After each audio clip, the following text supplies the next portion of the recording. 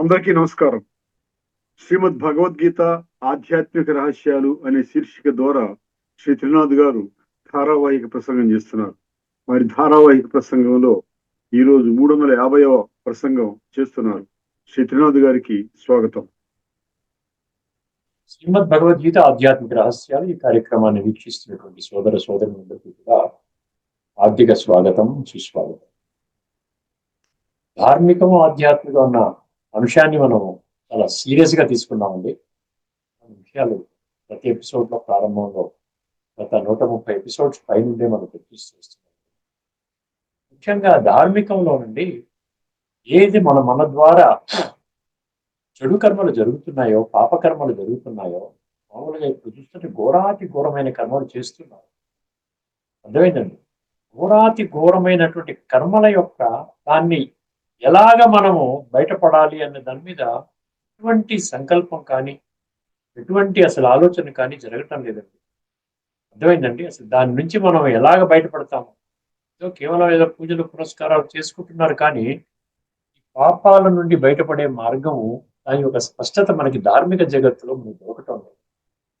అర్థమైందండి. కేవలం ఏంటంటారు, గంగా స్నానాలు అనండి, పుష్కరాల స్నానాలు అనండి, లేకపోతే తల వంచి భగవంతుడి ముందు నమస్కరించుకోవడం కానీ, నువ్వు చాలా గొప్పవాడివి, మేము చాలా తప్పు పనులు చేస్తున్నాం, భగవంతుడా మమ్మల్ని కడతీర్చు అని చెప్పి. సో ఈ విధంగా చేస్తున్నారు తప్ప యాని కానిచ పాపాని అంటారు. జన్మ జన్మలుగా పాపాలు చేస్తున్నాము తండ్రి అని కూడా భగవంతుడి ముందు ఒప్పుకుంటున్నారు. అర్థమైందండి. అని కానిచ పాపాని జన్మాంతర కృతానిచ అన్నాడు. అక్కడ అర్థం తీసుకోండి. అర్థమైందండి. ఆ విధంగా మేము పాపాత్మలం అయిపోయాము. ఈ విధంగా ఉంటే మా జీవితం ఎట్లా ఉంటుంది, మమ్మల్ని కడతీర్చు, మంచి జీవితాన్ని ప్రసాదించు. అర్థమైందండి. సో ఈ విధంగా రకరకాల ప్రశ్నలు వేస్తున్నారు భగవంతుడికి. తల వంచి నమస్కరిస్తారు, సాష్టాంగ నమస్కారం చేస్తారు, ప్రదక్షిణలు చేస్తారు, గుడి మెట్లు దాకా నడిచి వెళ్తారు, ఉపవాసాలు, జాగరణలు, ఇవన్నీ ప్రక్రియలు ఏంటంటే కాస్త ఆత్మని శుద్ధి చేసే కార్యక్రమాలు. ఇవన్నీ కూడా ఆంతరికంగా. కానీ అజ్ఞానంలో ఉన్న కారణంగా దాన్ని సదాకాలికంగా మార్చుకోలేకపోతున్నారు. ఇక్కడ నుండి పాపాలు చేయకూడదు అన్నటువంటి ఆలోచన వాళ్ళలో ఏ కోసాన కలగటం లేదు. అర్థమైందండి. ఒకసారి పాపాలన్నీ విముక్తి అయిపోయింది, గంగా స్నానం చేసాము, లేకపోతే కుంభమేళాలో వెళ్ళి 3 సార్లు మునకలు తీసుకున్నాము, ఆత్మ శుభ్రమైపోయింది అనుకుంటా, ఇక్కడ నుండి అంటించుకోకూడదు కదా, ఇక్కడ నుండి పాపాలు చేయకూడదు కదా అన్నటువంటి ఆలోచన వాళ్ళలో కలగటం లేదు. దీనికి భిన్నంగా ఆధ్యాత్మిక జగత్తులో ఒక స్పష్టమైనటువంటి ఫార్ములా ఉంది. తిరుగులేని, తిరస్కరించలేని ఫార్ములా అన్నమాట. ఏమిటండి? స్వయాన్ని ఆత్మగా అర్థం చేసుకోవాలి. ఎక్కడ మురికి ఉన్నది? ఆత్మలో మురికి ఉన్నది. శరీరంలో మురికి ప్రతిరోజు మనం ఈ స్నానము అనే ప్రక్రియ ద్వారా మనం కడుక్కుంటున్నాం. పోతుంది, మురికి పోతుంది. రోజుకి 2 సార్లు, 3 సార్లు, 4 సార్లు కూడా స్నానం చేస్తాం. అర్థమైందండి. సో అందువల్ల ఆత్మలో ఉన్న మురికిని పోగొట్టుకునేటువంటి ప్రక్రియ ఎందుకు తెలియదు అంటే ఆత్మజ్ఞానం లేదు. దీనికి మూల కారణం అంధవిశ్వాసం.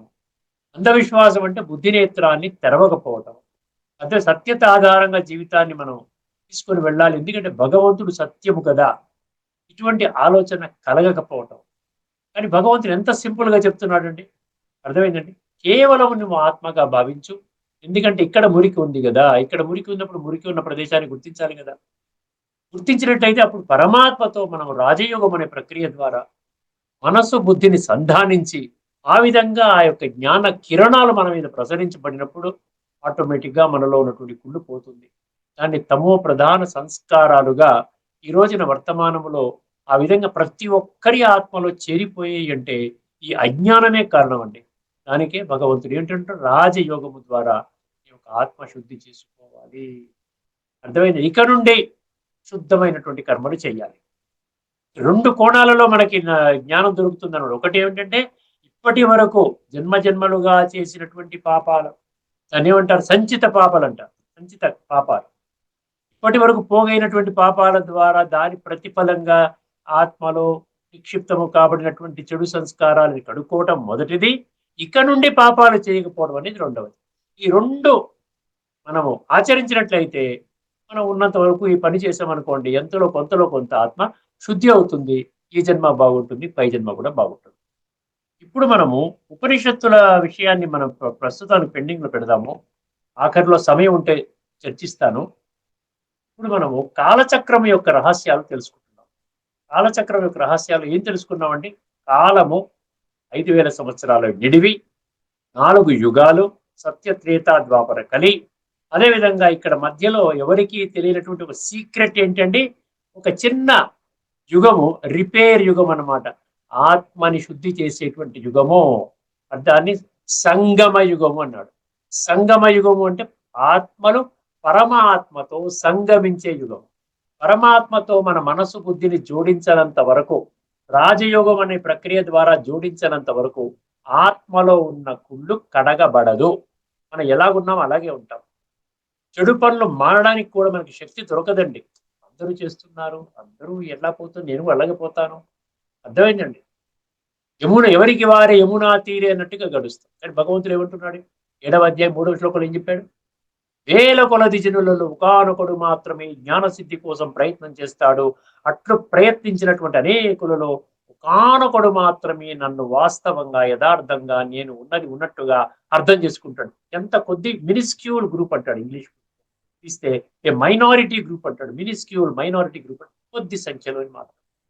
అర్థమైందా? కొద్ది సంఖ్యలో నేను కూడా ఉండాలి అని తాపత్రయపడే వాళ్ళ కోసం అండి ఈ యొక్క జ్ఞానం అనమాట. అర్థమైందండి. నేను కూడా సంపూర్ణంగా పరమాత్మ యొక్క గొడుగు నీడలోకి రావాలి, ఛత్ర ఛాయలో ఉండాలి, పరమాత్మ యొక్క మార్గదర్శక సూత్రం ప్రకారంగా నా జీవితాన్ని తీర్చిదిద్దుకోవాలి, పరివర్తన చేసుకోవాలి అనేటువంటి ఆలోచన ఉన్నవాళ్ళు మాత్రమే అక్కడికి రాగలుగుతారు. ఏదో క్యాజువల్ గా ఉండి ఏదో పిచ్చి పిచ్చిగా చేసినట్లయితే, ఏదో స్థూల ధనం సంపాదించుకో ఇంద్రియ సుఖాల కోసం పడిపోయి ఏదో వక్రమ మార్గంలో చేసుకుంటూ ఉన్నట్లయితే దానివల్ల ఏమవుతుంది? ఆత్మశుద్ధి కాదన్నమాట. అప్పుడేమవుతుంది? మీ యొక్క ఆనందం ఏదైతే ఉందో, మీరు ఏదైతే అనుకుంటున్నారో ఏదో గొప్పగా బ్రతుకుతున్నానని, ఆ యొక్క గొప్పగా బ్రతుకుతున్నటువంటి బ్రతుకు కేవలము ఒక్క జన్మకి మాత్రమే పరిమితము. అందుకనే భగవంతుడి కాలచక్ర జ్ఞానం చెబుతూ ఏమన్నాడు? మనకి ముఖ్యంగా ఈ చెడు పనులు ఆపకపోవడానికి ఏకైక కారణం ఏంటంటే జన్మరాహిత్యం ఉన్నటువంటి ఒక సిద్ధాంతాన్ని ఈ విధంగా భక్తి మార్గంలో చాలా అత్యధికంగా అది ప్రబలుతా ఉంది. అది ఒక వ్యాధిలాగా ప్రబలుతా ఉంది. మీకు జన్మరాహిత్యం, జనన మరణ చక్రం నుంచి బయటపడతారు మీరు. అప్పుడు ఏమవుతుంది? ఎలాగైనా ఈ ఫలానా స్వామి గారు చెప్పిన మాట ప్రకారంగా అయితే ఇంకా మళ్ళీ చక్రం అనేది ఆగిపోతుంది, ఇంకా ఏమి ఉండదు, తదుపరి ఇంకా జన్మంటూ ఉండదు, ఉన్నంత వరకు లెట్ us ఎంజాయ్, ఏమి చేసినా పర్వాలేదు. ఎందుకంటే ఆత్మ నిర్లేపం అన్న ఇంకొక ప్రక్రియను తీసుకొచ్చారు. ఆత్మ నిర్లేపం అంటే ఆత్మకి చెడు గాని మంచి గాని అంటదు. అది ఒరిజినల్ గా ఎలాగైతే ఉన్నదో అలాగే వెళుతుంది. కాబట్టి నీవు కూడా స్వర్గంలోకి వెళతావు. నీవు పాపం ఎంత ఘోరాతి ఘోరమైన పాపాలు చేసినా కూడా నీవు స్వర్గంలోకి వెళతావు. ఇప్పుడు ఇది అనమాట మన బ్యాక్గ్రౌండ్ అర్థం చేసుకోవాల్సింది. దీనికి ఏమంటున్నాడు భగవంతుడు? నాయనా, ఇటువంటి భావనలన్నీ కూడా ఎటువంటి ఆధారాలు లేవు. ఏదో భావనలు పెట్టుకున్నారు అని ఎవరో నలుగురు చెప్పారని కాదు. దీనికి ఆధారం ఏమిటి అని అడుగుతున్నాడు భగవంతుడు. అందుకని ఏం చెప్తున్నాడు? ఆత్మ అవినాశి, శరీరము వినాశి. ఇది ఫండమెంటల్ అన్నమాట. ప్రాథమిక ఆధ్యాత్మిక మూల సిద్ధాంతం. ఈ సిద్ధాంతాన్ని మనం విస్మరించాం. దీనికి కారణము అంధవిశ్వాసము. అదే భగవంతుడి దగ్గరికి వచ్చేటప్పటికి అంధవిశ్వాసం అండి. అన్ని విషయాల్లో మాత్రం బుద్ధిని వాడుకుంటాం. సినిమాకి వెళ్ళాలంటే బుద్ధిని వాడుకుంటాం. సినిమాల్లో ఇంటర్వెల్లో పకోడీ తినాలా, ఐస్ క్రీమ్ తినాలా బుద్ధి వాడుకుంటాం. కానీ భగవంతుడిని పొందడానికి అంధవిశ్వాసం. ఎందుకు అంధవిశ్వాసం పాటిస్తున్నాము? మెజారిటీ అందరూ, కొద్ది మంది తప్ప అందరూ అంధవిశ్వాసంలో ఉన్నారు. ప్రపంచం అంతా అలాగే ఉంది కదండి. నేను ఒక్కడిని సన్మార్గంలో వెళితే ఏమవుతుంది? ఒక విషయం గుర్తుపెట్టుకోండి, ఏ ఒక్కడు సన్మార్గంలో వెళ్ళినా సన్మార్గమే అవుతుంది. అర్థమైందండి. ప్రపంచం అంతా దుర్మార్గంలో వెళ్ళిందని చెప్పి దుర్మార్గము సన్మార్గం అవుతుందా? అవ్వదు. అందుకని ఇక్కడ భగవంతుడు ఏమంటాడు? నీ జీవితాన్ని ఉద్ధరించుకునే బాధ్యత నీ పైననే ఉన్నది. 6వ అధ్యాయంలోని 5, 6 శ్లోకం గుర్తు తెచ్చుకోండి. ఉద్ధరేదాత్మనాత్మానం ఆత్మానం అవసాదయే ఆత్మైవ హ్యాత్మనో బంధు ఆత్మైవ రిపురాత్మన బంధురాత్మాత్మనస్తస్య ఏనాత్మైవాత్మనా జితః అనాత్మనస్తు శత్రుత్వే వర్తేతాత్మైవ శత్రు. ఈ 2 శ్లోకాల్లో ఒకటే విషయం ఏం చెప్తున్నాడంటే, నీ జీవితము ఉద్ధరింపబడడానికి కానీ అధోగతి పాలవడానికి కానీ నీవే కారణము, నీకు నీవే శత్రువు. నువ్వు బాగు చేసుకుంటే ఆత్మజ్ఞానాన్ని తెలుసుకొని ఆత్మ పరమాత్మతో సంయోగం చేసుకుని సంస్కార పరివర్తన చేసుకున్నట్లయితే నీ ఆత్మనే నీకు బంధువుగా చుట్టముగా పనిచేస్తుంది. లేకపోయినట్లయితే నీ ఆత్మనే నీకు పరమ శత్రువుగా పనిచేసి నీ జీవితాన్ని భ్రష్టు పట్టిస్తుంది. కేవలం ఏదో ఈ ఒక్క జన్మకి ఏదో కాస్త బాగా డబ్బు సంపాదించుకున్నావు, లేకపోతే ఒక ఇల్లు కట్టుకున్నావు, లేకపోతే ఒక వాహనం పెట్టుకున్నావు, మంచి పేరు ప్రతిష్టలు ఉన్నాయి, అందరూ కిరీటాలు పెడుతున్నారు, అందరూ సన్మానం చేస్తున్నారు. ఆ గొప్పతనం ఎంతవరకు ఉంటుంది? బొందిలో ప్రాణం ఉన్నంత వరకే. ఇప్పుడు ఒక్కసారి ఈ బ్యాక్గ్రౌండ్ లో ఈ శ్లోకాన్ని మనం విందామండి. మీకు మేము ముందు చిత్రం పెడతాను ఒకటి.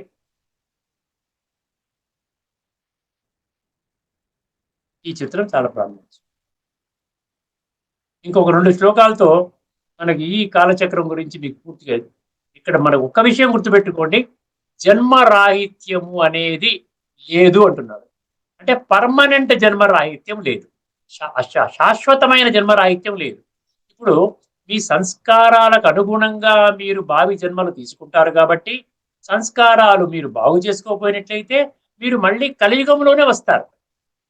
మీరు కలియుగం ఇప్పుడు మళ్ళీ కాలచక్రంలో 5000 సంవత్సరాల కాలచక్రంలో సత్యయుగంలో రారు, అప్పుడు ఎక్కడ ఉంటారు? పరంధామంలో ఉంటారు. మళ్ళీ త్రేతాలో రారు, అక్కడ కంటిన్యూ అవుతారు పరంధామం, అక్కడ జన్మరాహిత్యం. ద్వాపరంలో కూడా వచ్చే సంస్కారాలు కావనుకోండి, అక్కడ కూడా పరంధామంలోనే ఉంటారు. అంటే 3 యుగాల కాలము మీరు పరంధామంలోనే ఉంటారు.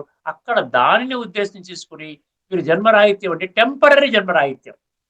మళ్ళీ కాలచక్రంలో మీ సంస్కారాలు, మీ కుళ్ళు సంస్కారాలు, తమో ప్రధాన సంస్కారాలు, అర్థమైందని అధోగతి పాలైన సంస్కారాలు, బొగ్గు లాంటి సంస్కారాలు, మలిన సంస్కారాలు, ఆ సంస్కారాలకి మ్యాచ్ అయిన దాని కరస్పాండింగ్ మ్యాచ్ అయిన దేహము ఎక్కడైతే దొరుకుతుందో మీకు, ఏ యోనిలో మీకు ఎక్కడ పెట్టాలో అనేది మీ సంస్కారాలు నిర్ధారిస్తాయి. అప్పుడు కలియుగంలో ఎక్కడో 2, 3, 4 జన్మలు మీరు తీసుకుంటారు. అక్కడ నుంచి మీకు అక్కడ ఆ 2, 3 జన్మలు మీరు కొంచెం అవస్థలు పడుతూ ఉంటారు. ఎందుకంటే ఆ 2, 3 జన్మల్లోనే మీరు చేసినటువంటి చెడు కర్మలు, దుష్ట కర్మలు, నలుగురిని బాధ పెట్టిన కర్మలు, మోసం చేసిన కర్మలు, లంచగొడ్డితనం కర్మలు, కల్తీలు చేసిన కర్మలు, ఈ స్మగ్లింగ్, లూటింగ్, బ్లాక్ మార్కెటింగ్, మర్డర్లు, లూటీలు ఎన్ని జరుగుతున్నాయి కదా, అరాచకమైనటువంటి పనులు. ఇవన్నిటికీ సంస్కారాలన్నీ మాడి బొగ్గు అయిపోయి మసి అయిపోయింది కదా. ఈ సంస్కారాలకు అనుగుణంగా ఉన్నటువంటి దేహం దొరుకుతుంది. దానికి ఎవడు చేసిన కర్మ వాడు అనుభవించక తప్పదుర నరుడా అన్నట్టుగా వాడు ఆ కష్టాలు నష్టాలు, కొంతమంది కాళ్ళు లేకుండా పుడుతున్నారు, కొంతమంది గుడ్డివాడిగా పుడుతున్నారు, కొంతమంది బుద్ధి మందగించిన వాళ్ళగా మెంటల్లీ రిటార్డెడ్ గా పుడుతున్నారు. చూడండి ఎన్ని జరుగుతున్నాయి సంసారంలో, ఎలా జరుగుతున్నాయి చూడండి. ఈ విధంగా మీరు చేసిన కర్మకి నేను బాధ్యుడిని కాదు నాయనా, అందుకనే శ్రేష్టమైన కర్మలు చెయ్యండి. ఈ కాలచక్ర జ్ఞానం చెప్తున్నాను, ఎందుకంటే ఆ ఆత్మ అవినాశి. ఒకసారి శ్లోకాన్ని వినండి. ఏ శ్లోకంలో వెళ్తున్నామంటే 8వ అధ్యాయంలోని 26వ శ్లోకం. ఇప్పటి వరకు మనం 25, 24, 25లో ఏం తెలుసుకున్నామండి? 25, 24 ఒక్కసారి మనం పరిశీలించాలి. ఇది కంక్లూడ్ చేస్తున్నాం అనమాట. ఈ కాలచక్ర జ్ఞానాన్ని మనం కంక్లూజన్కి వచ్చేస్తున్నాం. మనం గుర్తు తీసుకోవాల్సి 24లో ఏం చెప్పాము? అగ్నిర్జ్యోతి అహహ, అగ్నిర్జ్యోతి అహహ శుక్ల షణ్మాస ఉత్తరాయణం అన్నాడు. ఒక పంక్తి చాలు. తర్వాత 2వ దాంట్లో ఏమన్నాడు? ధూమో కృష్ణ, ధూమో రాత్రి తథా కృష్ణ షణ్మాస దక్షిణాయనం అన్నాడు. అర్థమైందండి? ఇక్కడ షణ్మాస దక్షిణాయనం, షణ్మాస ఉత్తరాయణం. అదేవిధంగా 15 రోజులు తీసుకోండి మనం. 15 రోజులు అంటే ఏంటి? శుక్లపక్షము అంటే శుక్లము అంటే తెలుపు అంటే పవిత్రము, తర్వాత నలుపు అంటే కృష్ణపక్షము. 15 రోజులు 15 రోజులు. తర్వాత ఇంకా ఏం చెప్పాడు? అహా అన్నాడు, రాత్రి అన్నాడు. అది కూడా 24 గంటల సమయం రోజుకి. అహా అంటే 12 గంటలు, రాత్రి అంటే 12 గంటలు. సగం సగం సరిపోయింది కదండి. ఇప్పుడు దీన్ని బట్టి మనకి ఏం బోధిస్తున్నాడు భగవంతుడు? ఏం బోధిస్తున్నాడండి? సత్యత్రేతాయుగాలు అనబడేటువంటి బ్రహ్మ పగలు, లేకపోయినట్లయితే స్వర్గము, లేనట్లయితే గోల్డెన్ ఏజ్, ఏమంటారు సత్యయుగము, త్రేతాయుగము, దాని యొక్క నిడివి, దాని యొక్క వయస్సు, మరియు ద్వాపర కలియుగాలు అనబడేటువంటి దాని యొక్క నిడివి సమానము అంటున్నాడు. అర్థమైందండి? అంతే కదా, అర్థమైంది. 15 రోజులు 15 రోజులు నెల అయింది. 6 నెలలు 6 నెలలు, నెల అయింది. అదేవిధంగా రాత్రి 12 గంటలు, పగలు 12 గంటలు, నెల రోజు అయింది. అయినా ఇదనమాట. అంత దీన్ని బట్టి ఒక సందేశం ఏమిస్తున్నాడంటే, ఎంత కాలమైతే నీవు బ్రహ్మ పగలులో ఉంటావో, బ్రహ్మ పగల యొక్క నిడివి, బ్రహ్మ రాత్రి యొక్క నిడివి కూడా సమానము అంటున్నాడు. ఇప్పుడు దీనికి భిన్నంగా మనం ఏమర్థం చేసుకున్నాము? కలియుగము 4,32,000, తర్వాత ద్వాపర యుగం 8,64,000, అదేవిధంగా త్రేతాయుగం 17 లక్షలు, అదేవిధంగా దానికి మళ్ళా డబుల్ చేయండి 34 లక్షలు సత్యయుగం అని అర్థం చేసుకుని. అంటే 2 ఫార్ములాలు మనకి భక్తి మార్గంలో మనకి ఇప్పుడు చర్చించడం జరుగుతుంది. మీరు కావాలంటే గూగుల్లోకి వెళ్తే మీకు అర్థమవుతుంది. ఒకటి 4,32,000 యాడ్ చేసుకుంటూ వెళ్ళండి. 4,32,000, 8,64,000, 12 లక్షల 13 లక్షలు ఎంత వస్తుంది కదా, దానికి మళ్ళీ 4,32,000 కలపండి. కలిపితే అక్కడ మళ్ళీ 16 లక్షల చిల్లర వస్తుంది. అదొక ఫార్ములా. రెండవది అంటే డబ్లింగ్ ఫార్ములా. 4,32,000 కలియుగం అయితే ద్వాపరయుగం ఎంత అవుతుందండి? 8,64,000 డబ్లింగ్. తర్వాత త్రేతాయుగం ఎంత అవుతుందండి? 8,64,000 డబుల్ చేయండి, 17,28,000 ఎంత అవుతుంది? మళ్ళీ 17 లక్షలు మనకి సత్యయుగం డబుల్ చేయండి, సత్యయుగంలో ఎంత వస్తుంది? 34 లక్షలు వస్తుంది. ఈ 2 ఫార్ములాలే ఇప్పుడు భక్తి మార్గంలో నడుస్తోంది. ఈ 2 ఫార్ములా మీదనే అందరికీ విశ్వాసం ఉంది. ఇక్కడ ఒక్క విషయం గుర్తుపెట్టుకోండి, ఆత్మ అవినాశి అన్నాడే, జాతస్య హిధ్రువో మృత్యువు ధ్రువం జన్మ మృతస్య చ అన్నాడే. అంటే ప్రతి ఒక్క ఆత్మ అవినాశి ఆత్మ జనన మరణ చక్రంలోకి వస్తుంది. పుట్టినవాడు మరణిస్తాడు, మరణించిన వాడు మళ్ళీ జన్మ తీసుకుంటాడు, ఇది అనివార్యం అన్నాడు కదా. ఇప్పుడు 4,32,000 తీసుకుందాం. లేకపోతే రేపు రాబోయేది కృతయుగం కాబట్టి కృతయుగం ఎంత చెప్తున్నారు? ఒకవేళ 17 లక్షలు కానీ, లేకపోతే 34 లక్షలు కానీ, 34 లక్షల సంవత్సరాలు ఉన్నట్లయితే ఎన్ని జన్మలు తీసుకుంటారు చెప్పండి. అక్కడ 100 సంవత్సరాలు ఒక జన్మ అనుకుంటే ఎన్ని జన్మలు అవుతాయి అర్థం చేసుకోండి. 150 సంవత్సరాలు ఒక జన్మ అనుకోండి, ఎన్ని లక్షల జన్మలు తీసుకోవాల్సి వస్తుందండి. అదొకటి ఫార్ములా. రెండవది సత్యత్రేత ద్వాపర కలి 2 కూడా బ్రహ్మ పగలు బ్రహ్మ రాత్రి చాలా సెన్సిటివ్ మ్యాటర్ అండి. అందుకనే నేను చాలా స్పష్టంగా ఆ ఉపనిషత్తుల విషయం కూడా పక్కన పెట్టి చెప్తున్నాను మీకు.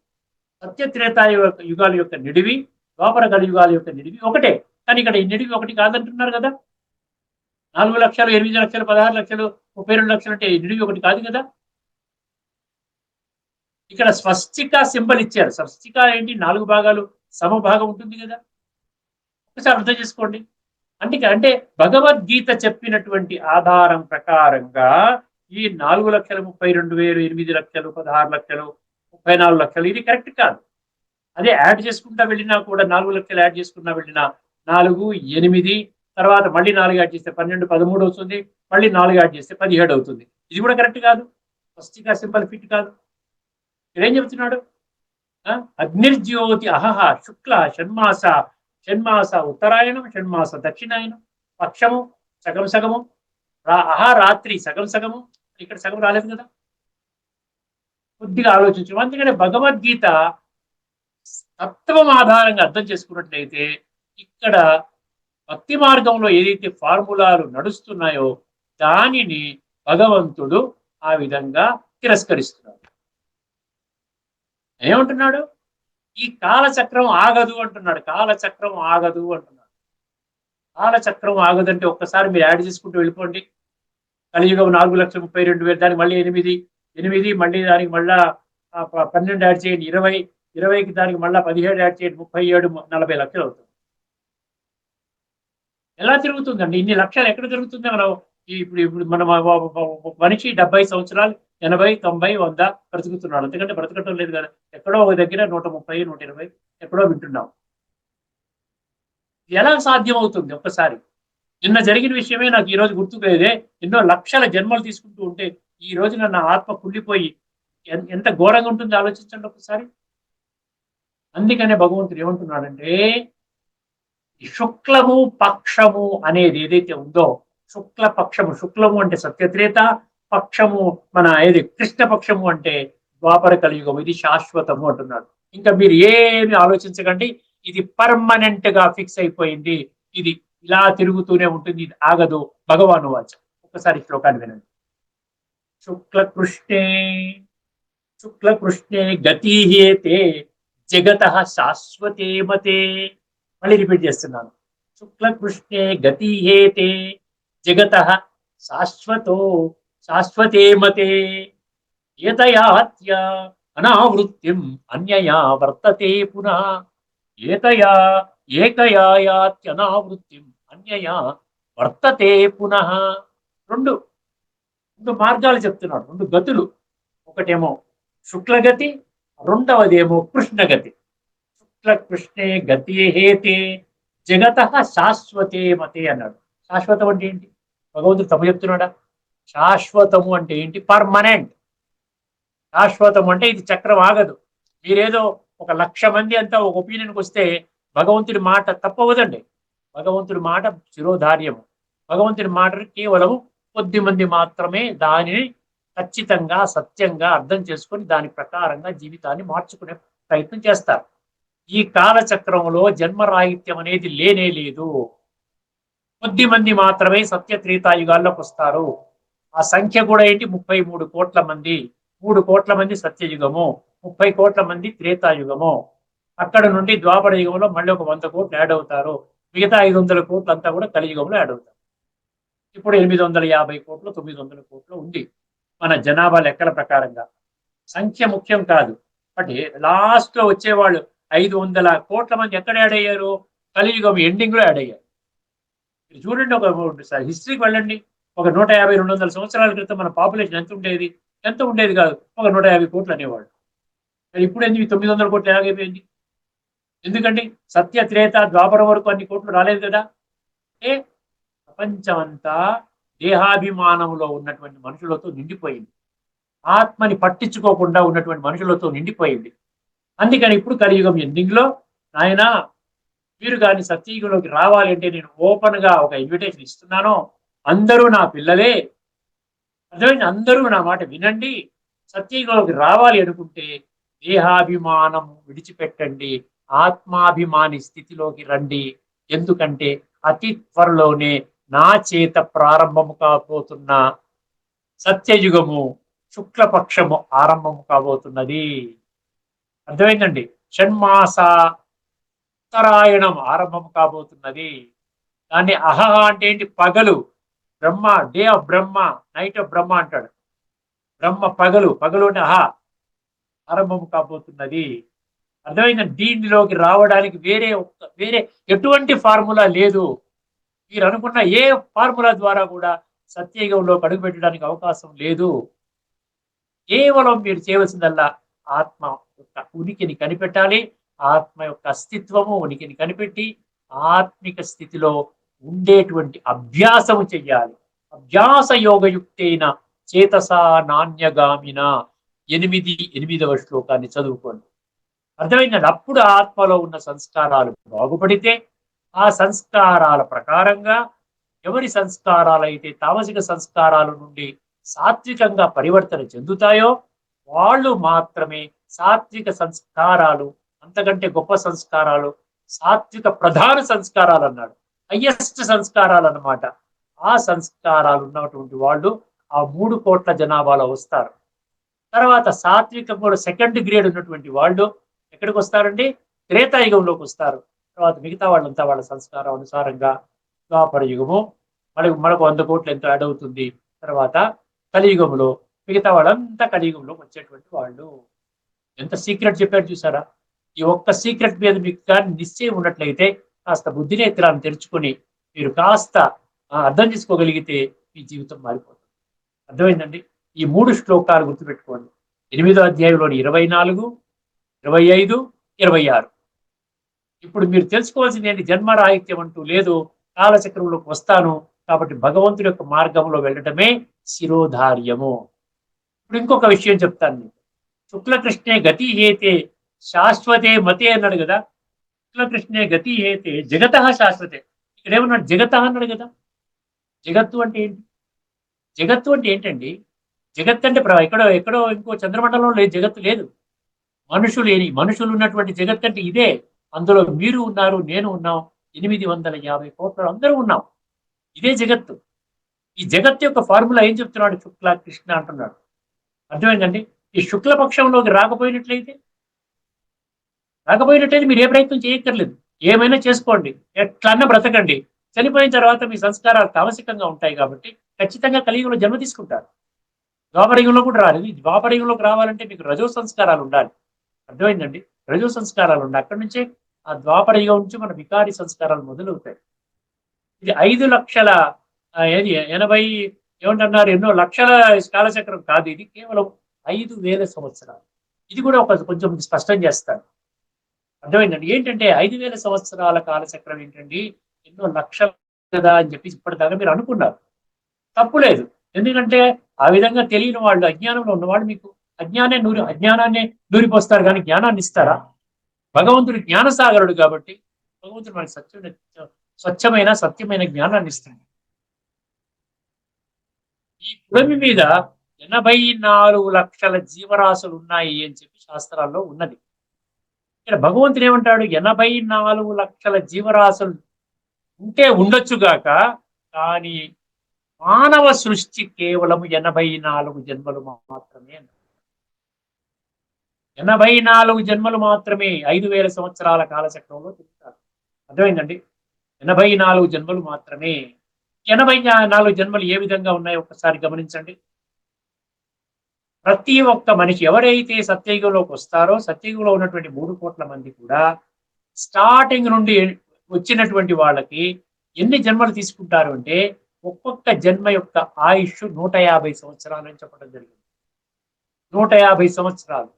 దాని ప్రకారంగా 1250 సంవత్సరాలు ఒక్కొక్క యుగం కదా.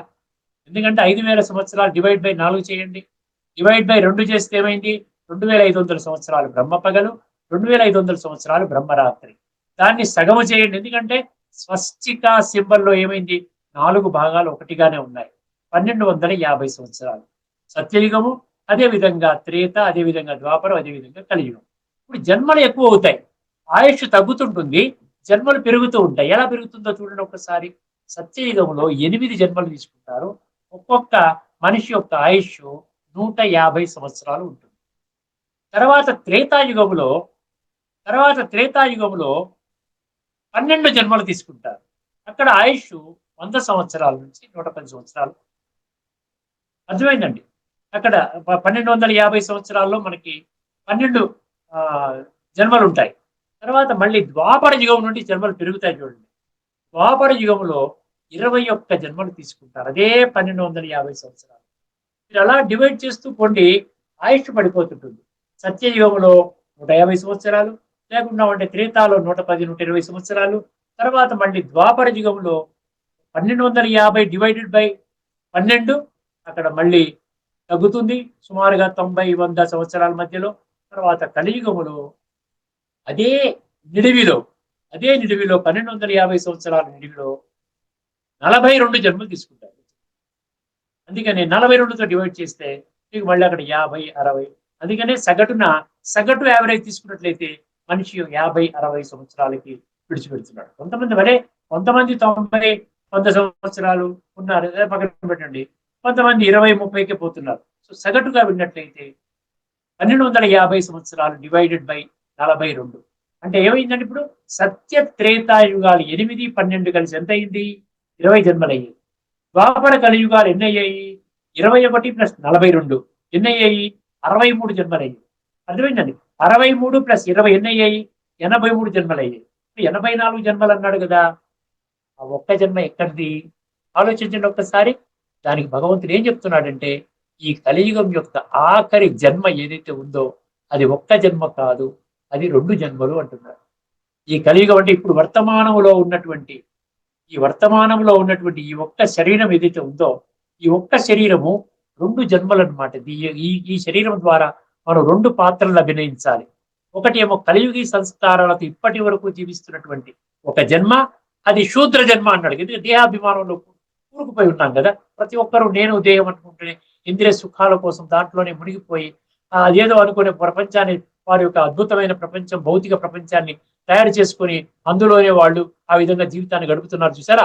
అది కలియుగి శూద్ర జన్మ అంటున్నారు. మరి ఇదే శరీరములో ఇంకొక జన్మ ఏంటంటే ఎప్పుడైతే పరమాత్మ చెప్పినటువంటి మహావాక్యాల ఆధారంగా స్పష్టంగా సత్యంగా ఈ యొక్క ఆధ్యాత్మిక జ్ఞానాన్ని, సంపూర్ణమైన ఆధ్యాత్మిక జ్ఞానాన్ని ఉనికి పుచ్చుకొని, అర్థమైందండి, ఇంకా ఈ పాయింట్ నుండి నేను శూద్ర జన్మకి స్వస్తి పలుకుతున్నాను, దేహాభిమానానికి స్వస్తి పలుకుతున్నాను, నేను దేహము అన్నటువంటి విధానానికి స్వస్తి పలికి నేను ఆత్మని, పరమాత్మ సంతానాన్ని, ఆత్మ అవినాశి, శరీరము వినాశి, ఇక్కడ నుండి నేను ఆత్మశుద్ధి కోసమే నేను ప్రయత్నం చేస్తాను. ఎందుకంటే ఆత్మశుద్ధి అయినప్పుడు మాత్రమే తమో ప్రధాన సంస్కారాలు సాత్వికంగా పరివర్తన చెందినప్పుడు మాత్రమే నేను రాబోయేటువంటి కృతయుగంలో అడుగు పెట్టడానికి నాకు అర్హత, యోగ్యత లభిస్తుంది. అందుకని ఇక్కడ ఏమవుతాడు, శూద్ర జన్మల్లో ఏమవుతుంది, బ్రాహ్మణ జన్మ అయిపోతుంది. అర్థమైందండి. భగవద్గీతలో వర్ణాల గురించి స్పష్టంగా మనం చర్చించుకున్నాము. చాతుర్వర్ణ్యం మయా సృష్టం, అక్కడ మనం భౌతిక ఇది బై బర్త్ వచ్చే జన్మలు కాదండి.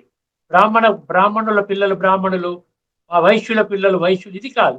ఇది గుణాల ఆధారంగా చాతుర్వర్ణ్యం మయా సృష్టం గుణ కర్మ విభాగశ, 4వ అధ్యాయంలోని 13వ శ్లోకం. తర్వాత 18వ అధ్యాయంలో కూడా 39, 40, 41 3 శ్లోకాలు చదువుకుంటే బ్రాహ్మణ వర్ణం యొక్క లక్షణాలు ఏమిటి, అదేవిధంగా మన క్షత్రియ వర్ణం యొక్క లక్షణాలు ఏమిటి, వైశ్యవర్ణం యొక్క లక్షణాలు ఏమిటి, శూద్రవర్ణం యొక్క లక్షణాలు ఏమిటి స్పష్టంగా చెప్పడం జరిగింది. సో దాని ఆధారంగా ఇప్పుడు నేను ఉన్న శూద్ర జీవితాన్ని బ్రాహ్మణ జీవితంలో కన్వర్ట్ చేసుకుంటాను. అంటే అర్థమైపోయిందండి. అక్కడ 2 జన్మలు అన్నమాట. అంటే ఇక్కడ కలియుగములో 60, 21, 60, 42 ఎంత, 63. 63వ జన్మ అదే, మొట్టమొదటి జన్మ కూడా అదే. అర్థమైందండి. అందుకని ఆ మొట్టమొదటి జన్మ వజ్రతుల్యమైన జన్మ అంటారు. వజ్రతుల్యమైన జన్మ. ఎందుకంటే సత్యయుగములో మనం తీసుకునే జన్మ కంటే సంగమ యుగములో అంటే వర్తమాన సమయములో ఆత్మలు పరమాత్మతో సంగమించి సంస్కరించుకునేటువంటి జన్మ ఇది అంతకంటే గొప్పది.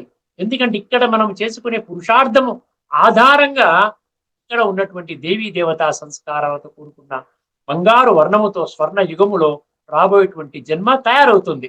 కాబట్టి ఏది గొప్పది, ఈ యొక్క దేవి దేవత జన్మని తయారు చేసే జన్మ గొప్పదా, లేకపోతే తయారు కాబడిన జన్మ గొప్పదా? తయారు చేసేటువంటి జన్మ గొప్పది. అందుకనే దీన్ని వజ్రతుల్యమైనటువంటి జన్మ అంటున్నాడు. ఈ యొక్క సత్యయుగాన్ని బంగారు వర్ణం అన్నాడు, అదేవిధంగా త్రేతాయుగాన్ని వెండి అన్నాడు, ద్వాపర యుగాన్ని రాగి అన్నాడు, కలియుగాన్ని ఇనుము అన్నాడు, కలియుగం యొక్క అంతిమ సమయాన్ని ఏమన్నాడు, తుప్పు పట్టిన ఇనుము, రస్టెడ్ ఐరన్ ఏజ్ అంటున్నాడు. అర్థమైంది. అక్కడే అనేక మంది వందలకు ఆత్మలంతా, వందల కోట్ల, 500 కోట్ల ఆత్మలంతా కలియుగం యొక్క ఎండింగ్ లో వాళ్ళంతా జాయిన్ అవుతారు. అర్థమైంది. కాలచక్రం యొక్క రహస్యంలో ఏం చెప్తున్నాడు, ఇప్పుడు మీరు బ్రహ్మ పగలిలోకి రావడానికి కృషి చేయండి. అది ఆ విధంగా సత్యయుగ స్థాపన, త్రేతాయుగ స్థాపన నేను చేస్తున్నాను. మిగతావన్నీ నేను చేయనండి. సత్య త్రేతాయుగాలు నేను స్థాపన చేస్తున్నాను, ద్వాపర కలియుగాలు మీరు తయారు చేసుకున్నారు. ఎందుకంటే సత్య త్రేతాయుగాల్లో కేవలం ఆత్మచింతనలోనే 100% నేను ఆత్మని అన్న అనుభవంలోనే ఉంటారు. కేవలం శరీరాన్ని వాడుకుంటారు అంతే. కళ్ళు ఎప్పుడు వాడుకుంటారు, చూడాలని వాడుకుంటారు. చెవులు ఎప్పుడు వాడుకుంటారు, వినాలంటే వాడుకుంటారు. నోరు మాట్లాడాలంటే వాడుకుంటారు. కాళ్ళు నడవాలంటే వాడుకుంటారు. చేతులు పనిచేయాలని అంటే కర్మేంద్రియాలు, జ్ఞానేంద్రియాలు ఇవన్నీ కూడా అవసరమైనప్పుడే వాడుకుంటాము. మిగతా టైంలో కేవలం ఆత్మచింతనలో ఉంటాం. అందుకని అందరూ ఆత్మచింతనలోనే ఉంటారు. కాబట్టి సత్య త్రేతాయుగాల్లో ఏమంటారు, యథా రాజా తథా ప్రజ, అందరూ సుఖంగా, శాంతిగా, సౌఖ్యంగా ఉంటారు. ఎందుకంటే సత్యయుగము త్రేతాయుగము కూడా కలియుగములాగే ఉంటుంది అనుకోండి. దానికోసం ఎవరు ప్రయత్నం చేస్తారు? అంత కొద్ది మంది వెళ్ళేటువంటి యుగం ఎంత అద్భుతంగా ఉంటుందండి. దాని యొక్క వర్ణన కూడా భగవద్గీతలో స్పష్టంగా చేయడం జరిగింది. మనం ఇంకా రాబోయే ఎపిసోడ్స్ లో దీని మీద స్పష్టత మనం ఇంకా తెలుసుకోబోతున్నాం. అర్థమైంది. ప్రస్తుతానికి ఈ శ్లోకంలో మనకి ఏం చెప్పారు, ఏం చెప్పడం జరిగిందని ఒక్కసారి చిత్రం తీసేస్తాను. మీకు ఈ చిత్రం అర్థమైంది కదా. ఇప్పుడు దీని బ్యాక్గ్రౌండ్ లో మీరు ఏం చేస్తారంటే 8వ అధ్యాయంలోని 24, 25, 26 మీరు చదువుకోండి. అప్పుడు మీకు అర్థమవుతుంది, లేదు మన యొక్క జీవితాన్ని మనం వ్యర్థం చేస్తున్నాం, ఒక్క జన్మకే పరిమితం చేసుకుంటున్నాం, ఒక్క జన్మకి నేను ఇష్టం వచ్చినట్టు నేను పని చేసుకుంటూ వక్ర మార్గంలో నలుగురికి దుఃఖాన్ని కలిగిస్తూ, నలుగురిని మోసం చేస్తూ, సాటి మనిషిని నేను సాటి మనిషిగా గుర్తించక గౌరవించక నేనేదో చాలా గొప్పవాడిని అంటూ అహంకారముతో, అర్థమైందండి, స్థూలంగా నేనేదో కొంచెం పూర్వజన్మ సుకృతం ఆధారంగా కాస్త బాగానే ఉన్నాను, ఒక ఇల్లు ఉంది, ఒక వాహనం ఉంది, మంచి పదవి ఉంది, ఇవన్నీ ఉన్నాయి, దీనిని ఉపయోగించుకొని నేను సత్యయుగంలో రావడానికి ప్రయత్నం చేయాలా, లేకపోతే దీనిని ఉపయోగించుకొని నేను మళ్ళీ ఈ కాలచక్రంలో సత్య త్రేతాయుగాలకు నాకు అవసరం లేదు, మళ్ళీ ద్వాపర కలియుగాల్లోనే నేను వస్తాను అనే ప్రయత్నం చేయాలా? ఒక్కసారి మళ్ళీ ఈ శ్లోకాన్ని మూడో పంక్తి నాలుగో పంక్తి కొంచెం అర్థం చేసుకోండి. ఇప్పుడు మీకు అర్థమవుతుంది, క్లారిటీ వస్తుంది చూడండి. శుక్లకృష్ణే గతి ఏతే జగత శాశ్వతే మతే అన్నాడు. అర్థమైంది? శుక్లగతి లేక కృష్ణగతి. కృష్ణగతి అంటే ద్వాపర కలియుగాలు, శుక్లగతి అంటే సత్యత్రేతాయుగాలు. ఇది శాశ్వతం అని డిక్లేర్ చేసేసాడు. దీనికి ఇంక తిరుగులేదు, ఎవరు ఏం దీన్ని ఖండించలేరు, ఎవరు ఏం చెప్పలేరు. ఇక్కడ ఏమన్నాడు, రెండు గతుల్లో ఒక గతి ఏం చెప్తున్నాడు, ఏకయాయాతి అనావృత్యం అన్నాడు. ఒకటి అనావృత్యం, ఇంకోటి ఆవృత్యం అన్నాడు. ఇది అర్థం చేసుకోవాలి. అనావృత్యం అంటే ఏంటి? ఎప్పుడైతే మీరు కలియుగము నుండి సంగమయుగము ద్వారా, అంటే శూద్ర జన్మ నుండి బ్రాహ్మణ జన్మగా మారి తర్వాత అక్కడ నుండి మీరు సత్యయుగంలోకి అడుగు పెడతారు కదా, అక్కడ ఏమంటున్నాడు, అనావృత్యం అంటే మీరు కలియుగంలో అనుభవించినటువంటి కష్టాలు, నష్టాలు, దుఃఖాలు, బాధలు, సమస్యలు, ఈ దేహాభిమానం ఏవి ఉండవు అక్కడ, అవేవి ఉండవంట. కంప్లీట్ గా మీరు ప్యూరెస్ట్ ఫామ్ లో అక్కడ మీరు ఉంటారు. అందరూ ఆ విధంగానే ఉంటారు సత్యయుగంలో. అనావృత్యం అంటే మళ్ళీ మీరు ఈ దుఃఖకారకమైనటువంటి దేహభ్రాంతితో కూడుకున్నటువంటి విషయ వికారాల వలయములో అక్కడ ఉండరు. అక్కడ విషయ వికారాలు ఉండవు. దాని మీద అవిద్య అంటాడు. అవిద్య అంటే కామ వికారం ఏమిటి తెలియదు, క్రోధం ఏమిటి తెలియదు, లోభం ఏమిటి తెలియదు, అహంకారం ఏమిటి తెలియదు, మోహం ఏమిటో తెలియదు. అవిద్య, అజ్ఞానం. ఇక్కడంటే అజ్ఞానంలో పూర్తిగా అదే, అది లేకుండా ఉంటే ఎక్కడ గడుస్తుంది అని అంటారు. అక్కడ కూడా పిల్లలు జన్మ తీసుకుంటారు, కానీ అది కామ వికారం ఆధారంగా కాదు, దేవీ దేవతల యొక్క జన్మ, సంపూర్ణ యోగ బలం ఆధారంగా తీసుకుంటారు జన్మలు అక్కడ. అంతేకాని కామ వికారం ఆధారంగా సృష్టి యొక్క అభివృద్ధి జరగదు అని కూడా భగవంతుడు కుండ బద్దలు కొట్టినట్టుగా చెప్పడం జరిగింది. అందుకనే దేవీ దేవతల గురించి ఏం చెప్పారు, సర్వగుణ సంపన్నులు, షోడశ కళా సంపూర్ణులు, సంపూర్ణ నిర్వికారులు, మర్యాద పురుషోత్తములు, సంపూర్ణ అహింసకులు అని చెప్పడం జరిగింది. ఇక్కడ ఏకయాయ అనావృత్యం అన్యయా వర్తతే పునః అన్నాడు. అన్యయ అంటే ఎవరు?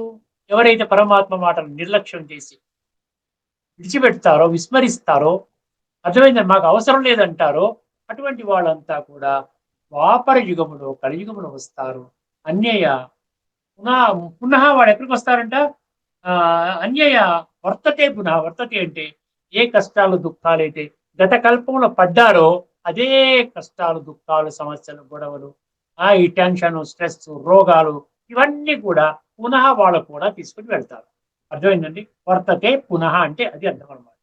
అటువంటి దుఃఖపూరితమైనటువంటి ద్వాపర కలియుగాల్లో నా జన్మ ఉండాలా, లేకపోతే అద్భుతమైనటువంటి ఒక స్వర్గం అనబడేటువంటి సత్యత్రేతాయుగాల్లో నా జన్మ ఉండాలా అనేది భగవంతుడు నిర్ణయించటం లేదు. భగవంతుడు మనకి రెండు మార్గాలను చూపించాడు. ఒకటి శుక్ల మార్గము, రెండవది కృష్ణ మార్గము. సత్యత్రేతాయుగాల్లోకి వచ్చేటువంటి స్వర్గంలోకి వెళ్ళేటువంటి మార్గము, ఇది ద్వాపర యుగంలోకి వెళ్ళి ద్వాపర కలియుగాల్లో వెళ్ళే మార్గం. రెండు మార్గాల్లో ఈ రెండిట్లో ఏ విధంగా ఉంటుంది కూడా చెప్పాడు. ఎంచుకోవాల్సింది ఎవరు? భగవంతుడు బుద్ధినిచ్చాడు కదండి. బుద్ధినేతరం తెలుసుకున్నట్లయితే సత్యత ఏమిటి, అసత్యత ఏమిటి, భగవంతుడి మాటలు సత్యమా, ఇప్పటి వరకు మనం విన్నటువంటి మాటలు సత్యమా అన్న విషయం స్పష్టమవుతుంది. అర్థమైంది? ఇది నేను చెప్పదలుచుకున్నటువంటి ఇందులో ఉన్నటువంటి లోతైన తత్వము. అర్థమైందని తదుపరి ఎపిసోడ్ లో మరొక అద్భుతమైనటువంటి శ్లోకం ద్వారా ఈ యొక్క కాలచక్రం గురించి ఇంకొక శ్లోకం ఉంది. దానితో మళ్ళీ కొన్ని శ్లోకాలు, ఒక 8 శ్లోకాలు ఏమో ఉన్నాయి, జన్మరాహిత్యం అనేటువంటి శ్లోకాలు ఉన్నాయి. దాని సంగతి కూడా ఏంటో మనం పరిశీలిద్దాం. అంటే సుమారుగా ఇంకొక 9 శ్లోకాలతో 45 శ్లోకాల యొక్క విశ్లేషణ పూర్తవుతుంది. దానితో మీకు కాస్త స్పష్టత అవుతుందని ఉద్దేశం అనమాట. ఎందుకంటే నా యొక్క శక్తులు, నా యొక్క ధనము, నా యొక్క సమయము కేవలము ఈ ఒక్క జన్మలో దైహిక సుఖాలని అనుభవం చేయడం కోసమే నేను కేటాయించకూడదు. నన్ను నేను మోసం చేసుకుంటున్నాను, నన్ను నేను అధోగతి పాలు చేసుకుంటున్నాను, దానికి భగవంతుడు కారణం కాదు, దానికి నాకు నేనే కారణమవుతాను అన్న రియలైజేషన్ ప్రతి ఒక్కరికి కూడా తెప్పిస్తున్నాడండి. అర్థమైందండి? ఇక్కడితో మనం ఈ చర్చని ముగించుకుందాము. తదుపరి ఎపిసోడ్ లో మరొక అద్భుతమైనటువంటి శ్లోకంతో మనం కలుసుకుందాం. వరకు సెలవండి. అందరికీ నమస్కారం. లోకా సమస్త సుఖినో భవంతు.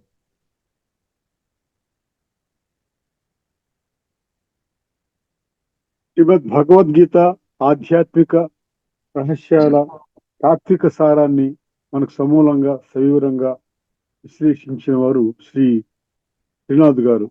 వారికి ధన్యవాదాలు.